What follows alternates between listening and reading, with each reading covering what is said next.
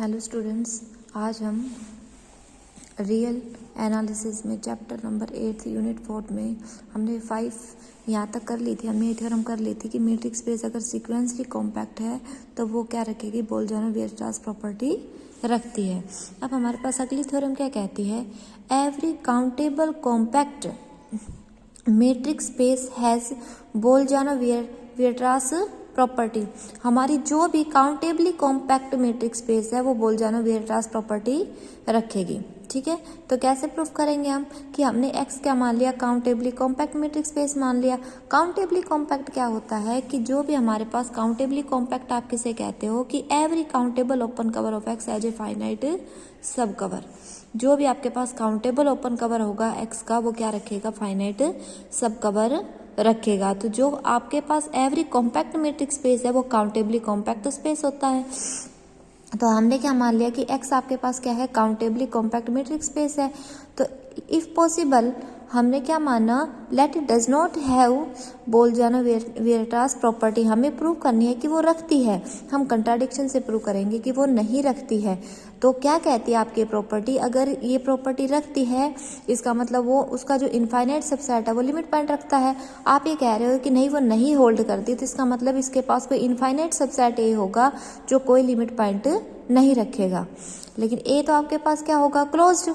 आप a closed है, आपने ए एन किस में से ले लिया, ए में से आपने ए एन लिया। एन कोई भी नेचुरल नंबर हो सकता है, लेकिन ये तो कोई लिमिट पॉइंट तो रखता ही नहीं है। ए इसका मतलब ए एन है, ये भी इसका लिमिट पॉइंट नहीं है। ए एन है is not a limit point of A. तो क्या इसको कोई एग्जिस्ट करेगा open set G n such that a n belongs to G n. तो आपने क्या लिया कि ए एन जो है, ए एन के बाहर कोई ओपन सेट जी एन है तो ए एन तो उसके अंदर बिलोंग करता है। क्या करेगा कि जी एन इंटरसेक्शन ए के साथ क्या आएगा, ए एन। इसका मतलब है कि जब 1 होगा तो जी वन इंटरसेक्शन ए क्या आएगा, A one. G two intersection A two. G three intersection A three. मतलब आपका हर एक एलिमेंट के साथ क्या आ जाएगा, सिंगलटन आ जाएगा। ठीक है, तो आपका जो कलेक्शन है G n, n belongs to natural number. जो आपका कलेक्शन हो गया है G n, n belongs to natural number, वो कवर करेगा ए को। वो किसको कवर करेगा, क्योंकि ये सारा जो इंटरसेक्शन है आता जाएगा A1 A2 A3 इस तरह से। तो ये जो कवर कर जाएगा ए को, दैट इज इसका जो ए का जो कंप्लीमेंट है का यूनियन है जी एन, इस कवर के साथ वो ओपन कवर हो गया एक्स का। ये ए को कवर कर रहा है, ए के कंप्लीमेंट के साथ जो इसकी यूनियन है वो क्या हो जाएगी, ओपन कवर हो जाएगी एक्स की। Since x is a countably compact, आपने एक्स को क्या ले रखा है, काउंटेबली कॉम्पैक्ट ले रखा है। काउंटेबली कॉम्पैक्ट क्या होता है कि वो अपने क्या रखेगा, वो फाइनाइट सब कवर रखेगा। इसका मतलब आप क्या कर सकते हो, इसको फाइनाइट सब कवर एग्जिस्ट करेगा। फाइनाइट सब कवर कौन सा लिया आपने, GN1 GN2 GNK इस तरीका सच दैट कि S किस में कंटेंट कर जाएगा, आपका X कंटेंट कर जाएगा A complement union GN1 union GN2 union GNK। तो आपका ए जो है वो पूरा किस में कंटेंट कर जाएगा, X आपकी ए कंप्लीमेंट यूनियन इस फाइनाइट सब कवर में कंटेंट कर जाएगा। तो ए कंटेंट कर जाएगा union I where is 1 to के GNI। लेकिन आपको पता है तो सिंगलटन है। कैसे सिंगलटन है, देखो आपने लिख रखा है GN intersection A is equals to A1। मतलब 1 डालोगे N 1 डालोगे तो A1 आएगा, A2 डालोगे N की जगह तो A2 आएगा, 3 डालोगे तो A3 आ जाएगा। ये तो सिंगलटन है तो क्या होगा, फाइनाइट। ये तो कंट्राडिक्शन हो गई। आपने तो ए को क्या ले रखा है, इनफाइनाइट सबसेट। इसका मतलब आपका जो एक्स है वो पक्का बोल्जानो-वीयरस्ट्रास प्रॉपर्टी रखेगा। ठीक है, अगली थ्योरम क्या कहती है, in a metric space XD is compact then sequentially compact. अगर आपके पास मैट्रिक्स स्पेस है XD, अगर वो कॉम्पैक्ट है तो वो कैसी होगी, सीक्वेंसली कॉम्पैक्ट। XD आपने कॉम्पैक्ट मैट्रिक्स स्पेस ली तो ये काउंटेबली कॉम्पैक्ट भी है। और अभी आपने थ्योरम की है कि जब ये काउंटेबली कॉम्पैक्ट है तो ये बोल्जानो-वीयरस्ट्रास प्रॉपर्टी रखेगी। और इससे पहले हमने एक थ्योरम की थी अगर कि एक्स अगर बोल्जानो-वीयरस्ट्रास प्रॉपर्टी रखेगा तो वो सीक्वेंसली कॉम्पैक्ट है। अगर वो सीक्वेंसली कॉम्पैक्ट है तो बोल्जानो-वीयरस्ट्रास प्रॉपर्टी रखेगा। तो उस थ्योरम के रिजल्ट से आपके पास एक्स क्या हो जाएगा, सीक्वेंसली कॉम्पैक्ट हो जाएगा। एक compact subset of A metric space is closed end bounded.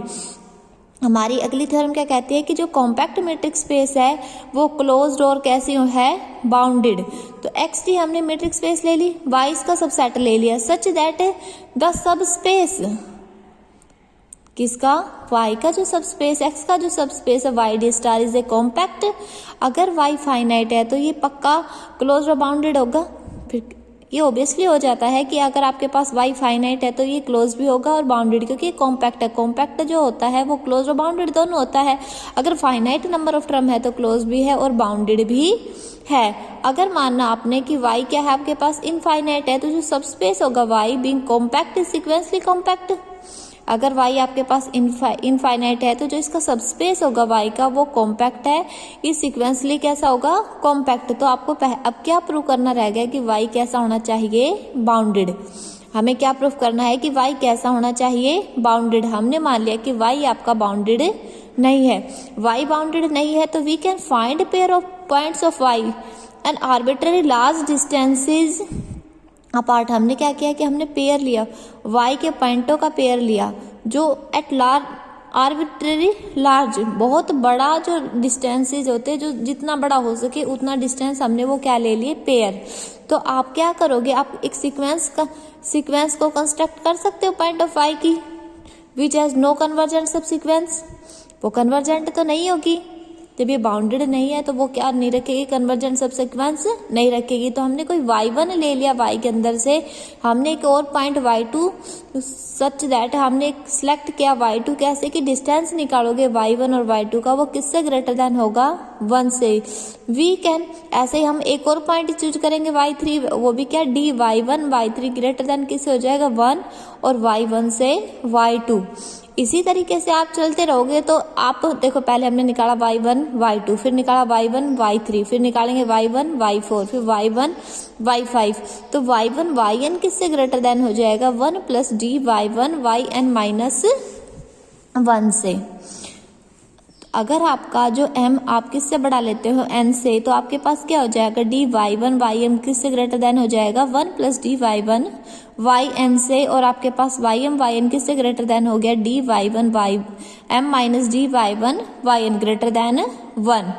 इस तरीके से अगर आप चलते रहे तो हमने क्या कंक्लूड कर दिया कि जो सीक्वेंस है हमारी yn कंटेन नो कन्वर्जेंट सब सीक्वेंस, वो किसी भी कन्वर्जेंट सब सीक्वेंस को कंटेंट नहीं कर रही।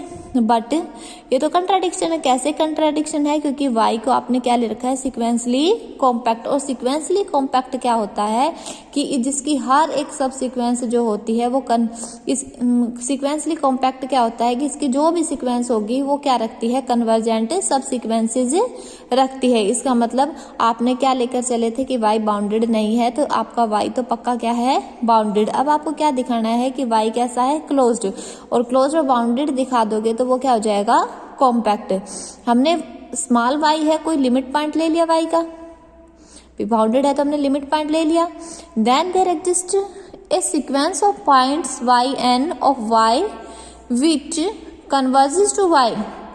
इसका मतलब एक सीक्वेंस जरूर yn ऐसी एग्जिस्ट करेगी जो किसको कन्वर्ज करेगी, y को। और ये तो सीक्वेंसली कॉम्पैक्ट है, इसका मतलब इसकी हर एक जो सब सीक्वेंसेस होगी वो भी किसको कन्वर्ज करेगी, y को।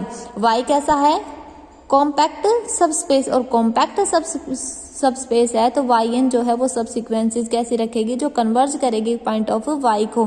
कि इसकी जितनी भी सब सीक्वेंसेस होगी वो किसको कन्वर्ज करेगी, y के एक सब सीक्वेंसेस को कन्वर्जेस करेगी। तो इसका मतलब आपका स्मॉल y जो है वो किस में बिलोंग कर गया, कैपिटल Y में। और स्मॉल y आपने कोई आर्बिट्ररी नंबर ले रखा था, इसका मतलब आपका हर एक जो लिमिट पॉइंट है वो इसके अंदर चला गया है। और जब सारे लिमिट पॉइंट अंदर चले जाते हैं तो वो कैसा सेट हो जाता है, क्लोज्ड। और आपको यही चीज प्रूफ करके दिखानी थी कि वो क्लोज और बाउंडेड दोनों है।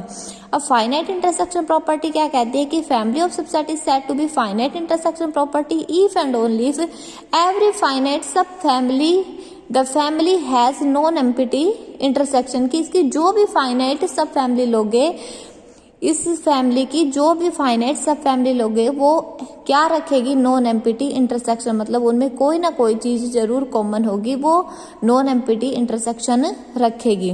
क्या मतलब है कि आप मान लो आपने ले लिया एफ कैसी फैमिली ले ली A i, subset of a non empty subset of X, इसको फाइनाइट इंटरसेक्शन प्रॉपर्टी रखोगे कि इसके फाइनाइट जो सब क्लासेस है, मतलब जैसे A i one i two i three इस तरीके की जो लोगे तो उनका जो इंटरसेक्शन है वो नॉन फाई होगा, नॉन एम्प्टी होगा, उनका इंटरसेक्शन क्या होगा, नॉन एम्प्टी होगा। अब देखिए हमने एक एग्जाम्पल करते हैं, सब आप ये दिखाइए कि given example of a collection of subset having finite intersection property. हमने x ले लिया -1 से 1, हमने क्लास कंसिडर कर ली an belongs to natural number, जैसे डालोगे आप 1 डालोगे तो a1, 2 डालोगे तो a2 a3, इस तरीके से सबसेट है x के वेहर, तो आपका an जो हो जाएगा वो क्या होगा -1/n से 1/n। अब देखिए a1 किस में कंटेंट है, a2 किस में कंटेंट है, जैसे a1 रखोगे तो क्या होगा -1 से 1, 2 रखोगे तो 1/2 से 1/2, 3 रखोगे तो -1/3 से 1/3। तो आप क्या देख रहे हो कि a2 a1 में जा रहा है, a3 a2 में जा रहा है, तो ऐसे हो रहा है a1 किसको कंटेंट करता है, a2 को, a2 किसको कंटेंट कर रहा है, a3 को, इस तरीके से सारे कंटेंट कर रहे हैं। और आपने क्या दिखाया, अगर आपके पास i1 i2 ये कोई भी फाइनाइट सब क्लासेस लेते हो f का, तो पक्का जो उसका इंटरसेक्शन है कुछ ना कुछ इसमें से आएगा, तो नॉन फाई ही होगा वो। तो आपके पास f क्या रखेगा, फाइनाइट इंटरसेक्शन प्रॉपर्टी रखेगा। Okay, thank you.